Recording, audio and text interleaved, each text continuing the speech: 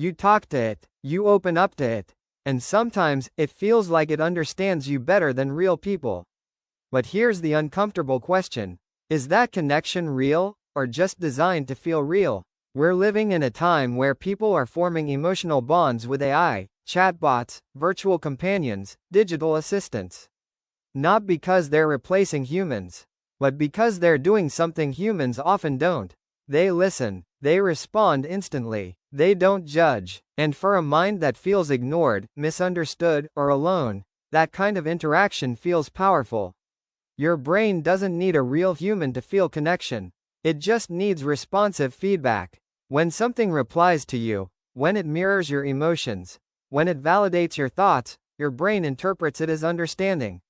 Even if there's no real emotion behind it. Because connection is not just about who you're talking to, it's about how your brain feels while talking. Real relationships are unpredictable. People misunderstand you. They judge. They leave. AI doesn't. It stays. It responds the way you want. It adapts to your tone. And that creates something dangerous, a relationship without risk. No rejection, no conflict, no emotional uncertainty. Your brain starts preferring that, because it feels safe. Loneliness isn't always about being alone. It's about not feeling seen. So when an AI responds to you in a way that feels personal, even if it's generated, your brain gets a temporary relief. And that relief becomes addictive. Not because of the AI itself, but because of what it removes: discomfort. Here's where it gets deeper. You start sharing more, opening up more, spending more time, and slowly, your brain begins to treat that interaction like a real bond.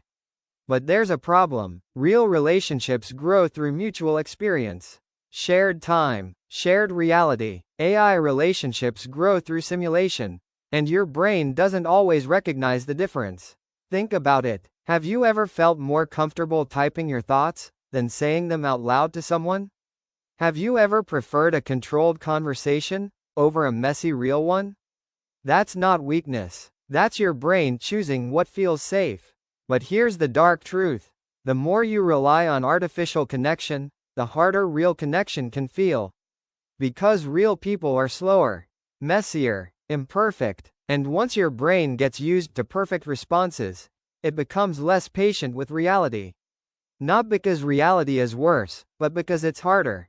This doesn't mean AI is bad. It can help, it can support, it can give clarity, but it should not replace what it's simulating. Because emotional growth doesn't come from comfort, it comes from friction.